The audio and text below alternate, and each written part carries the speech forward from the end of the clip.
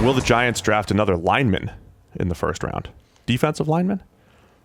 I mean they need both. The rumors for the Giants, strong rumors, that it's Montez Sweat, that they're all over at 6, and Daniel Jones at 17. Okay.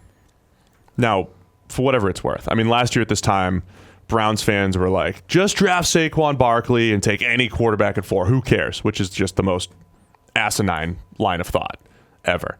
But if the Giants are really all about Montez Sweat, who was a good, not great pass rusher with freaky athleticism, and then Daniel Jones, who's essentially a late second, third round type of quarterback at 17, I don't think that's the ideal scenario for the Giants. That's all I'll say. No. And Gettleman has come out and said that he's a real admirer of the Kansas City model, i.e. the idea that your rookie quarterback doesn't play as a rookie. He sits and learns, and year 2 becomes Patrick Mahomes and throws for 5,000 yards and 50 touchdowns. I mean, I'm a big fan of that too. Yeah. That's how I would build a team. Whatever they're doing with a quarterback, and it does at least sound like they acknowledge that they need one. Yeah, they said they'll probably come out. He's not playing year 1, so what's interesting is whether that puts you in a position of chasing a project more. Like knowing that this guy's going to sit for a year. I don't need him to play week 1. Do you look at a guy who potentially has more upside because the ceiling is higher and you don't need to put him out there year 1 where he's going to be bad?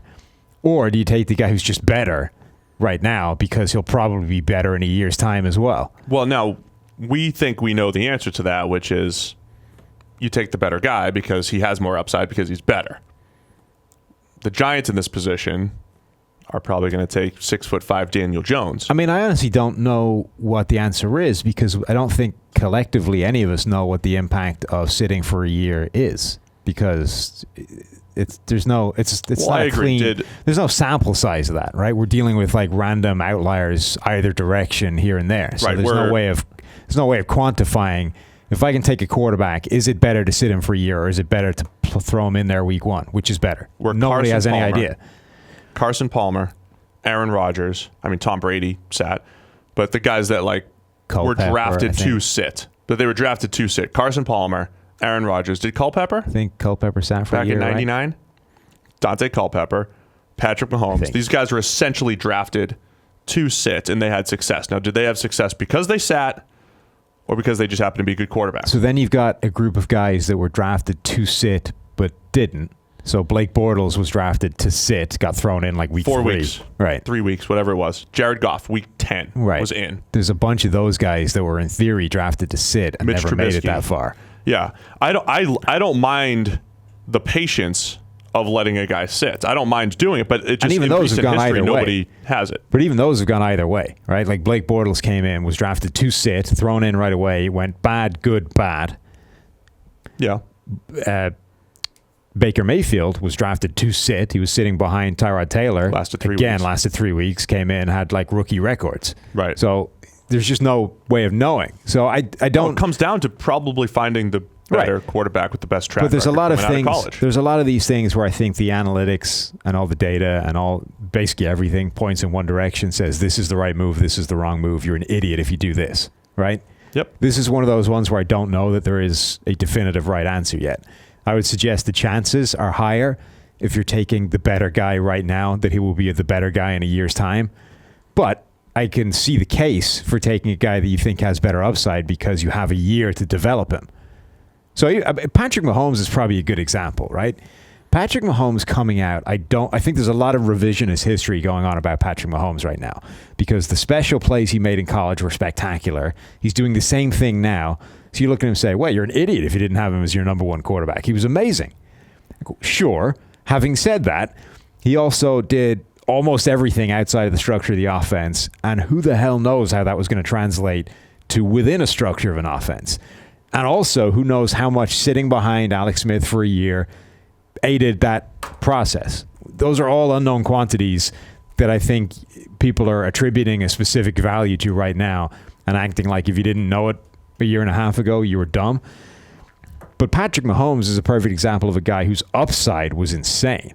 Like even Patrick Mahomes detractors coming out of the draft would have said this guy's potential is crazy. But all the stuff he's doing, I have no idea whether that translates or not.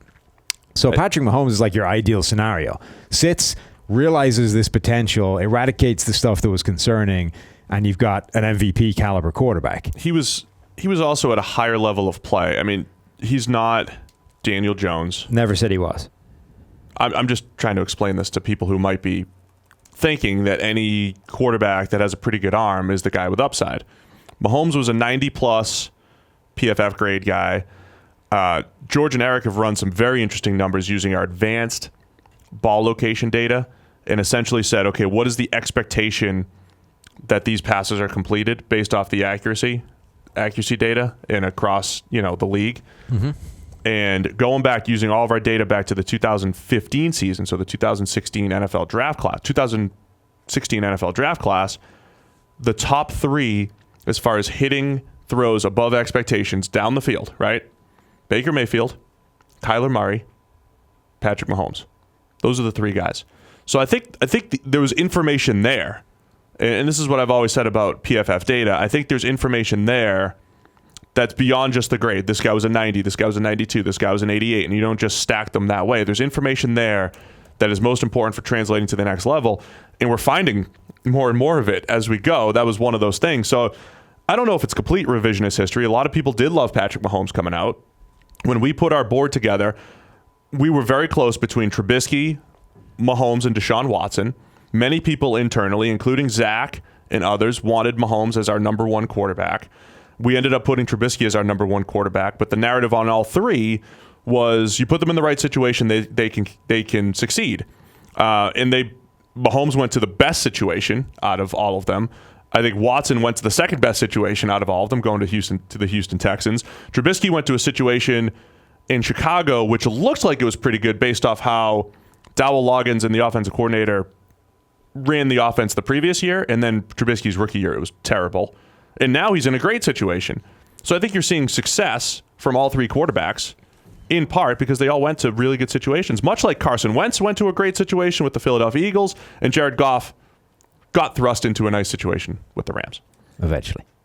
In year two. Yeah. Right. So, I mean, that's just my take on that. So I agree. I don't know what you do as far as waiting and letting a guy sit and all that stuff.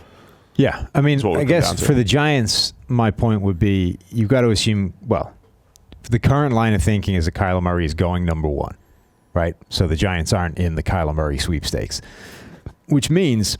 I mean, in our world, though, you would try to do whatever you could to package to go get it. Whatever. They're not going to do that. So let's take Kyler Murray off the board and forget that. So you're now talking about Haskins, Drew Lock, and Daniel Jones, apparently. We'll agree. Right. They're not going to be, though. They're going to be talking about Haskins, Drew Lock. Big, strong-armed guys. And Daniel Jones. Yeah. So the question would be, in our world, Haskins is clear number two of that group? He's number two, yeah. Right. The better quarterback, ostensibly, right now. For the Giants, though, if you have this idea of if he sits and therefore how he's going to play right now doesn't matter as much as where he's going to be in a year's time, I wonder if a Drew Lock makes more sense because he's a guy that's shown this developmental history, gotten better every single year. There's still a lot of room to get better. He's just still behind the other guys from an accuracy standpoint. Right, but this stuff has gotten better. We've seen him get better. So that's my question for them is, do they take a Haskins and just say, well, okay, he's sitting for a year. Let's see how that works out. Or do they go, well, he's sitting for a year, so we have a year to get this guy better. Let's take a Drew Lock who's getting better every single year of his career, and in a year's time, he'll be better than Haskins. Yeah, they feel like he's more moldable. I mean, I could see them looking at Daniel Jones as the most moldable guy because he's a redshirt junior. Yeah, they could do that too. He's played 3 years. He struggled as a redshirt freshman. He was okay. As redshirt freshman and sophomore was better last year. So he's shown a developmental curve, much like Drew Lock has. However, I would say his developmental curve, scarily, is a little bit like Paxton Lynch, where Paxton Lynch did get better every year. There are some similarities there, I think, between Paxton and Daniel Jones. That's not encouraging. Yeah, I think Jones probably a tick better as a prospect. So we'll see what the Giants end up doing. But I think the idea that they run with Eli this year and develop a QB, I mean, it's not the worst plan in the world. I think out of all those options, though, I'd still try to Try to go get Josh Rosen. Not a ringing endorsement of Kyle Lauletta that they're like, oh yeah, we need a quarterback.